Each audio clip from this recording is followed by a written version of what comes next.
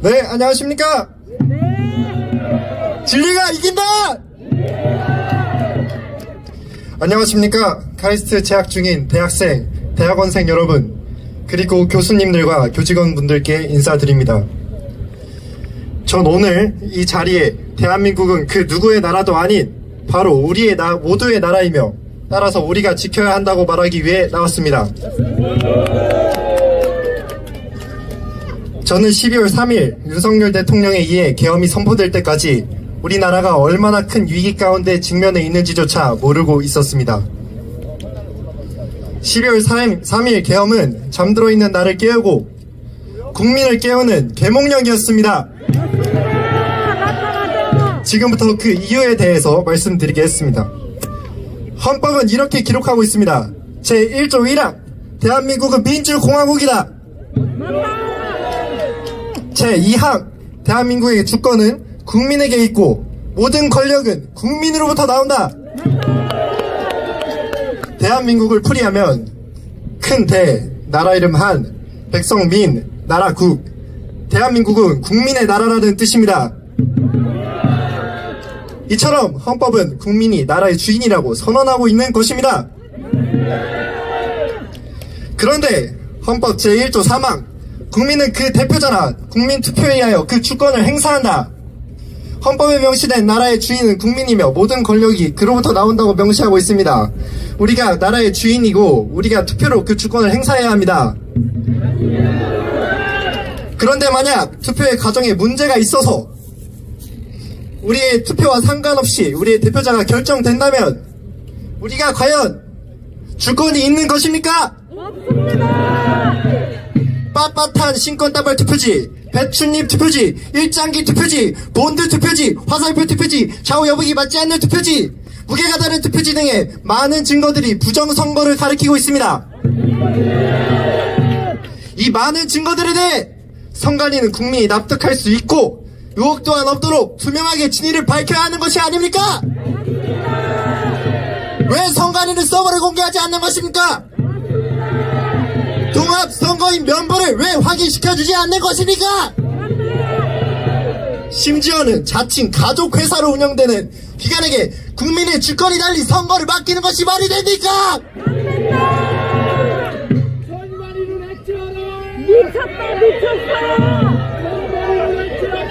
만약 부정투표가 있었다면 민주주의의 근간인 국민의 주권이 더 이상 국민에게 없으며 선관위가 이를 도둑질한 것일 것입니다. 이것은 대한민국 헌법에 명시된 국민 주권을 찬탈한 명백한 반국가적 회계인 것입니다. 다음으로 제1조 1항 대한민국은 민주공화국이다. 맞다. 여기서 공화정의 핵심은 각 권력의 역할 수행을 통한 견제입니다. 우리는 사건 분립에 대해서 익히 들어 알고 있을 것입니다. 이처럼 권력의 견제는 어느 한 기관이 권력을 장악하는 것을 막고 법치로 나라를 다스리며 특히 헌법에 의해 나라가 작동되기 위한 필수적인 요소인 것입니다.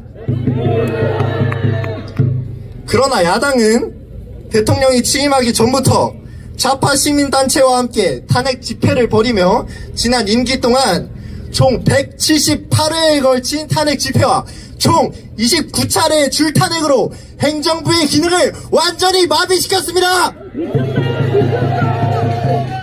이제는 대통령의 권한 대행의 대행까지 탄핵하려고 있는 상황입니다.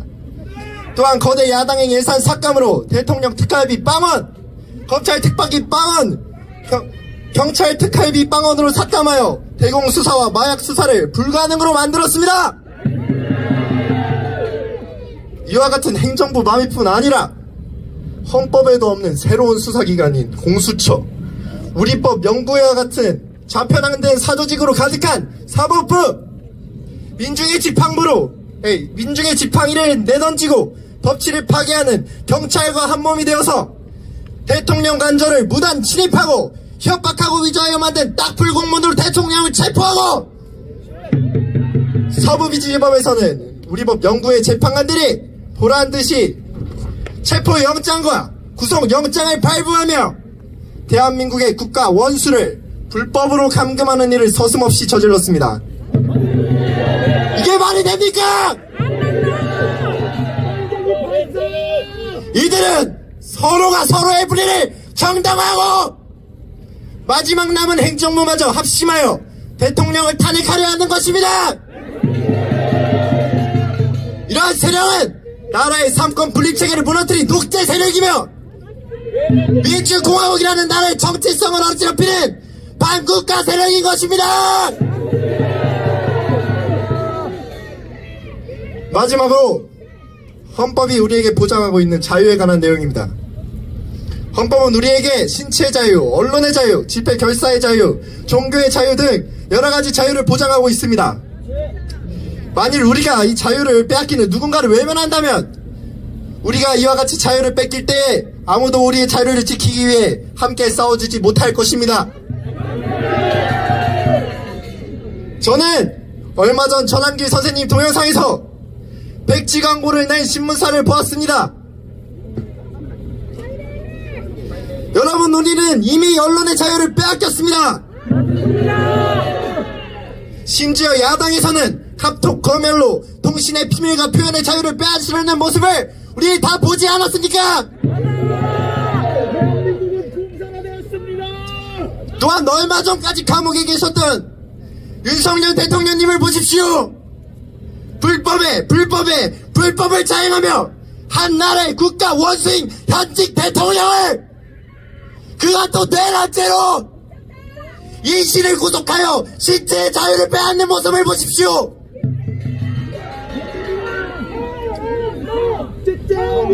여러분, 대통령도 불법으로 구속시킨다면 선량하고 힘없는 국민들은 어떻게 되겠습니까? 맞아요.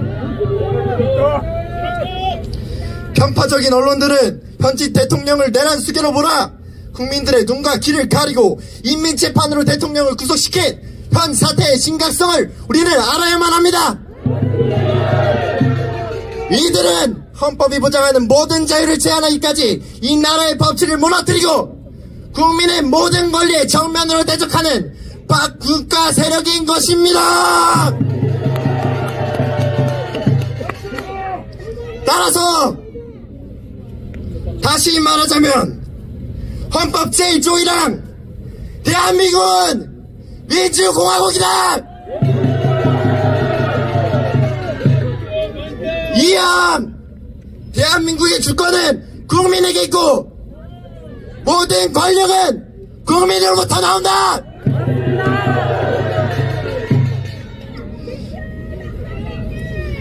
이러한 헌법에 명시된 나라의 근간을 흔들며 천부적인 인권과 자유를 제한하는 반국가 세력으로부터의 위기에 우리는 직면해 있는 상황인 것입니다.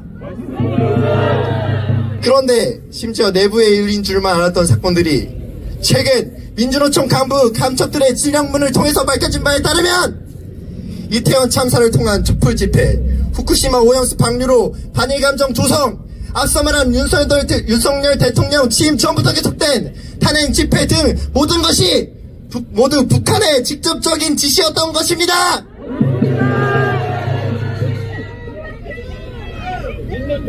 또한 왜인지 모르겠지만 북한은 공수처 설치와 선거법 개정을 반대하는 보수패당에 대한 대중의 분노를 폭발시켜라, 검찰 개혁안의 국회 통과가 실현될 때까지 자유한국당을 집중 공격해라 등의 지령으로 민주당의 행보에 적극적인 지지를 보여주고 있습니다.